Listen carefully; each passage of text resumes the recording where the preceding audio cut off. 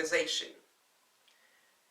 This young man has been in corporate America all of his life, and he's been in management and sales, and he's done a lot of things to help a lot of people, and I know this because I follow his track record.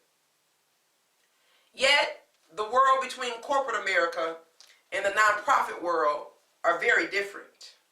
And in the nonprofit world, if you don't have a connect with the right people and a right grant writer, someone that knows what they're doing and has a passion for what they're doing and recognizes the ability for your program, because sometimes, let me tell you from experience.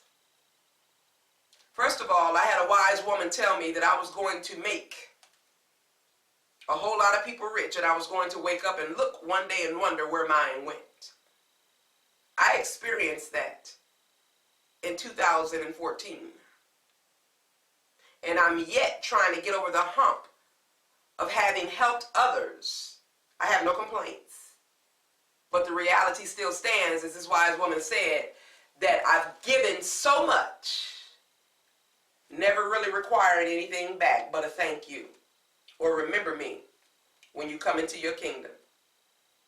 It don't mean that they owe me anything, but you never forget the hand that feeds you.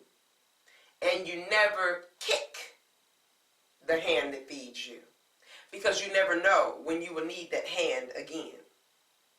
Now, I have no complaints myself from 1994 to present that I had not been able to get people to see this great program, this great idea, even my voice of the struggle and the problems that were taking place. And so now they're out of control.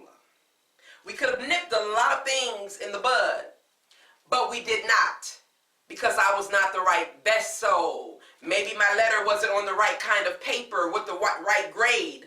I don't know. But what I do know is, here we are, almost 20 years later, a little over 20 years later. Same problem, intensified by 10. So this is what I propose to you. If you are watching and you have a heart for children, I'm going to ask you to give me a call. 419-908-2873.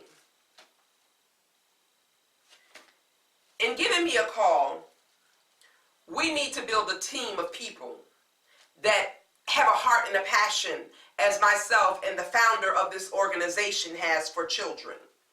Because it takes a village to raise children in the world today, especially. Shouldn't have to, because every child has a mother and a father. That's another video for another time, because I do understand what goes along with that statement. Point in case is, if every mother and father were in their place, then no, a village would not be necessary. But as you and I know, every mother and father are not in their place, and some cannot be in their place for whatever reason, good or bad, whatever your opinion is, whatever your story is that you want to tell about somebody, what they could have, should have, would have did. Fact remains, it's not like you think or like I thought. Therefore, we need to have an action plan. Building Tomorrow's Generation is a behavior modification program. We specialize in social skills as well as anti-bullying. We also have other programs that are on our roster to help really cause our children to just be able to blossom. We cannot run this program without money. We cannot run this program without staff, and it takes money to pay our staff. So if you're a grant writer, we need your help. If you're someone that loves children and you're willing to take a background check, you know what a lot of people say, don't say this, don't say that, because you're going to lose the interest of the people. First of all, you ought to be willing to do whatever it is that you have to do if it means helping somebody else as well as covering your own butt, okay? And the law says if we're going to work with children, we need to have an extensive background check. Why? I was raped at 12. I don't want someone that's perverted working with this program. I don't want a child molester working with this program. I don't want someone that's confused about their sexual orientation working with this program. Don't take it personal. I'm not mad at you. But I don't want a child that's a boy or a girl today to wonder about it tomorrow because of something they've been exposed to. They're going to be exposed to it in the world, but this program needs to be as clear and straight as it possibly can, with values and systems set up such that we're honoring the Word of God. We are a faith-based Christian background organization. We're not thumping the Bible, but our standards, our values are made from the Bible. Let me share a couple more things that we have going on here with Building Tomorrow's Generation.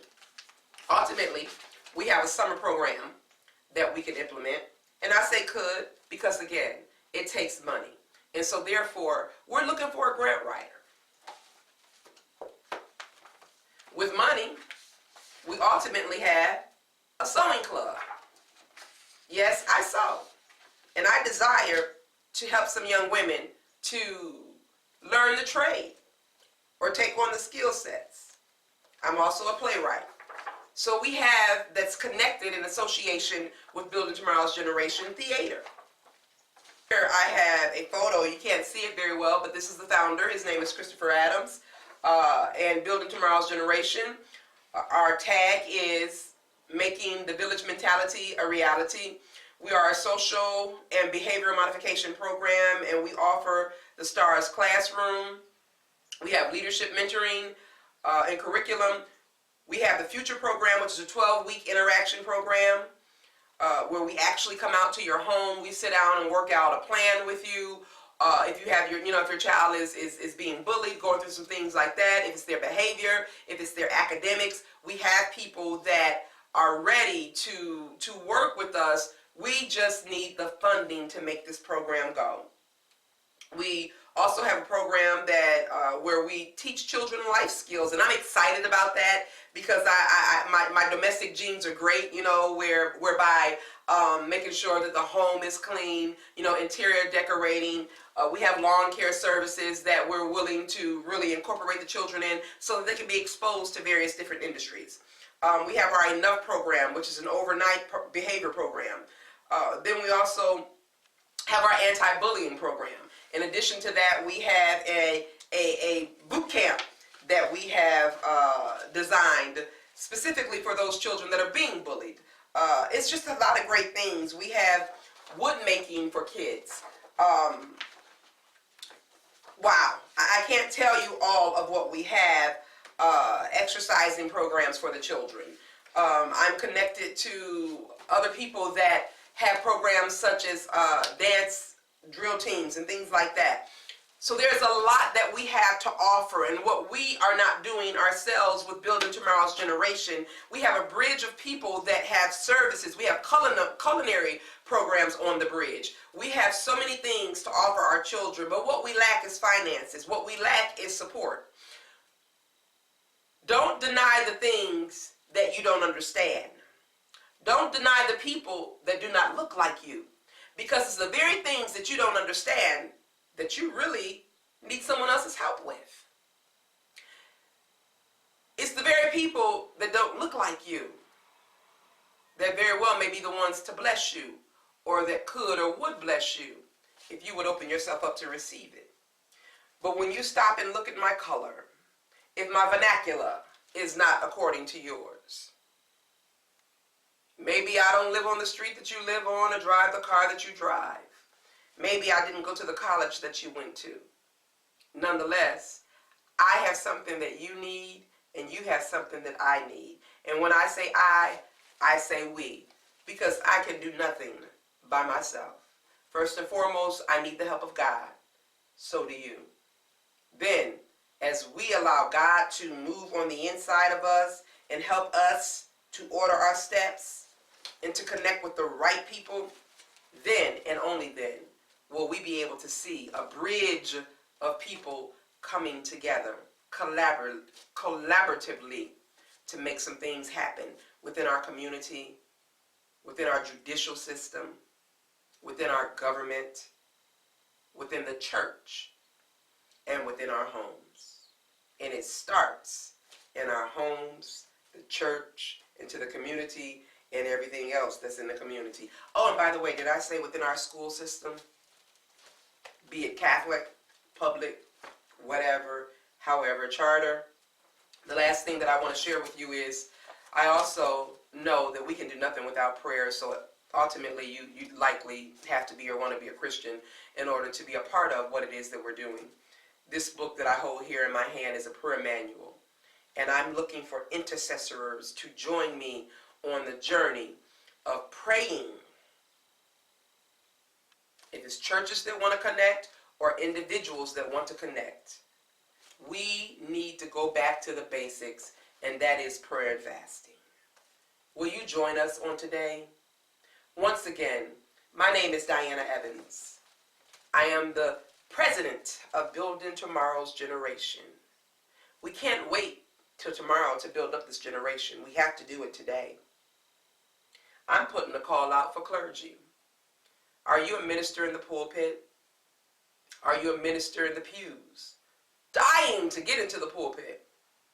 Let me tell you, your greatest sermon is the one that you live. Your greatest service is that you give. It's wonderful to have a great worship service. It's wonderful to be able to stand before a crowd of people and tell them what thus saith the Lord. As for me, it's been no greater opportunity than to walk the streets, to smile at the people I meet, to extend a helping hand, to turn a smile into laughter, to turn a frown into a smile. Won't you join me on this journey? We're talking outreach. Speak to your pastor unless God convicts you. Every one of us have to work out our own salvation with fear and trembling. So the call to work with these programs is the call that's over and beyond the call of duty at your various churches. This is an individual thing where you get involved because you have a passion. And then you can take it back to your church and say, hey, pastor, look at what's going on. I believe the church would benefit if we took part.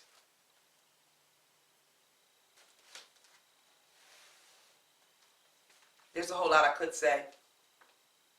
There's a whole lot I want to say. But wisdom says, with that, I'm going to bid you a good day. May the good Lord watch over you and protect you as you give your life and your heart to Him.